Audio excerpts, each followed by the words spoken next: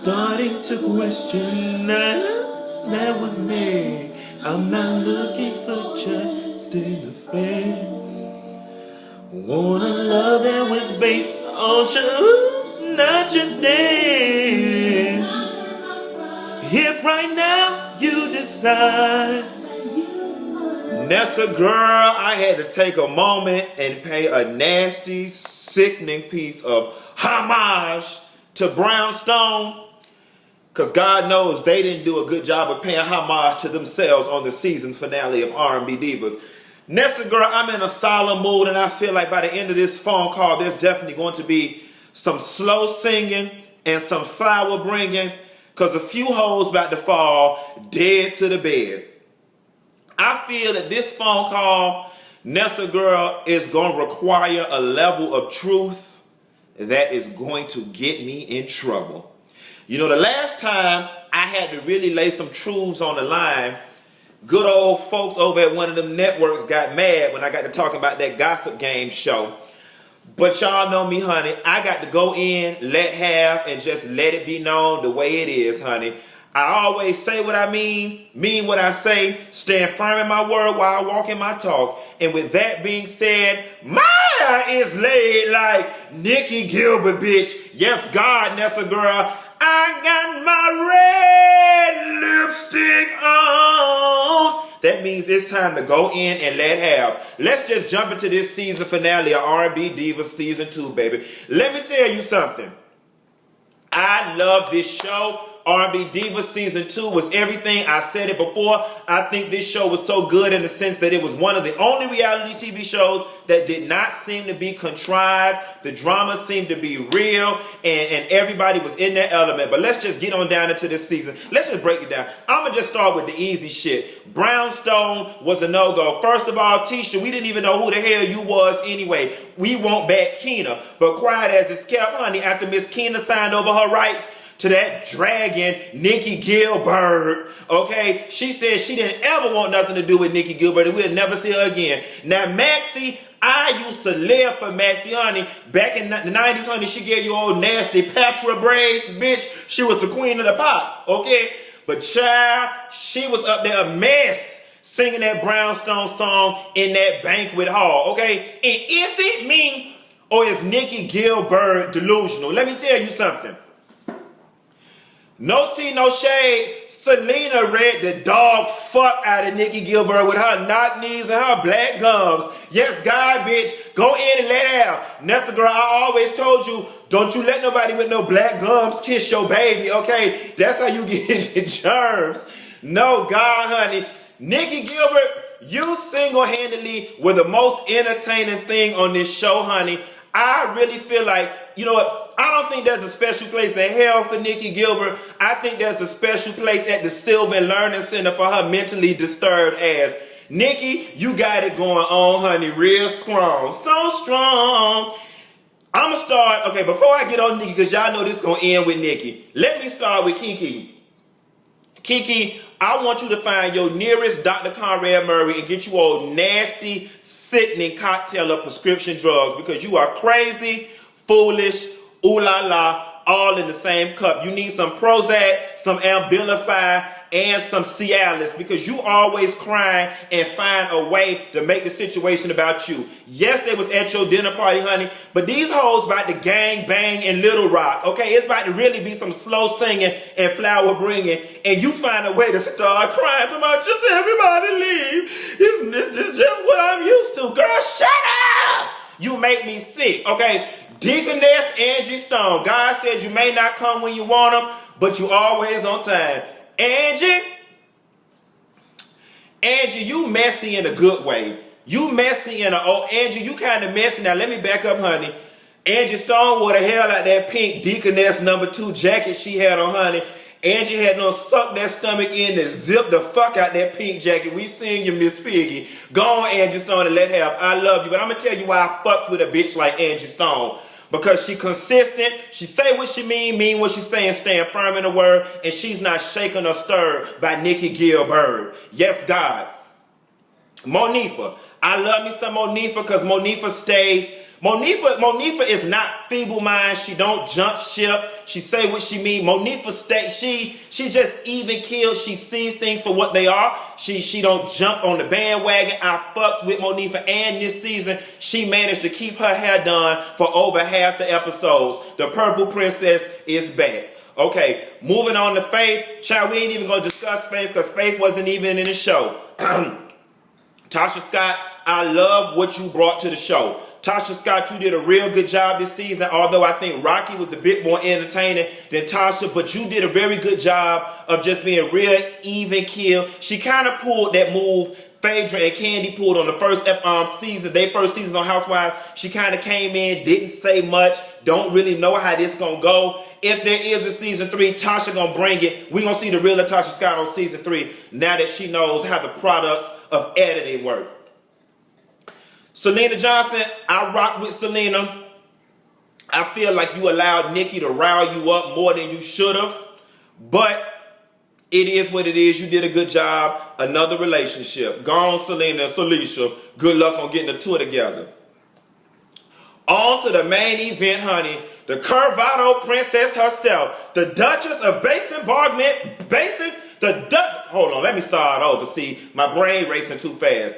On to the main event. The Curvado princess.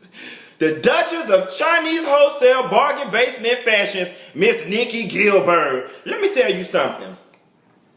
I don't care for Nicci.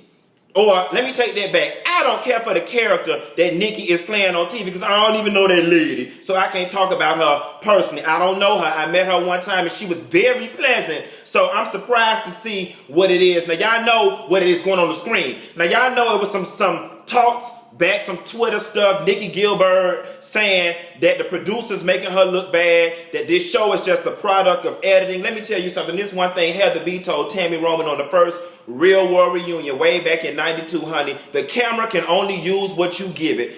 Baby, let me tell you something. They must got some fucking video editors from Yale, Harvard, and Hampton all at the same goddamn time to edit you to look like this much of a hot mess instigator. Nicci Gilbert, you came off like a big liar, and quiet as it's kept, my mama always told me, never tear nobody down without extending a hand to lift them up. So let me go ahead and lift you up first before I do the tearing down. I think you do a very good job of putting projects together and getting the financing and bringing projects to light and fruition, including R&B Divas, Divas and Cocktails, and some of your other ventures. I rock with you, I respect you on that, and I give credit where credit is due. But baby, if you ain't been down to the Black Twitter, down to the blogs, and down to the petitions, the people is not featuring you, okay? They do not like you in front of the camera, okay? And let me take this off the people. Girl, don't nobody want to see you, okay? Every time you come across the screen, you make people want to hurl their iPhones down to their Retina TVs that they ain't finished paying on. Like, really, are you not watching the same show we watching, my dear? Okay? Did you not watch season 1 and see how much of a buffoon you look? And I'm going to tell you something. Selena Johnson, you must be friends with K. Michelle or Kaya on the side, because the way you came for that woman's teeth and her gums, yes, God, bitch, go in and laugh. Now, I normally don't condone strong black women being on TV reading each other like that, but bitch, that was the gag, Selena. You took it back to 3rd grade. It was real juvenile, but the shit was funny as fuck. My dying wish, if I had to lay dead to the bed right now with Verna, my dying wish would be that we would not have to see Nicci Gilbert ass next season. She completely ruined the viewing experience, okay? Now, much like Kenya Moore with her gone with the rent check homeless ass, people did tune in to see the conflict and the drama, but now it's just overdone. Like, I think, Nicci, you need to spend all your Curvado money, all your R&B Divas money, and you need to go pull it together. You need to go get Usher publicist, somebody who could really get you out of a bind. You need to go find Olivia Pope, because this is a scandal down to the TV one, okay? Either you are one hell of a bitch or this is one hell of a conspiracy. Either way, the only person who can save your soul at this point is Olivia Pope and associates, okay? Girl, this was a horrible look for you. This was very bad. Like, the people is not featuring you. And quiet as it's kept, the only way you can fix this is to disappear for like 2 years and then come back 400 pounds lighter with a nasty shortcut, okay?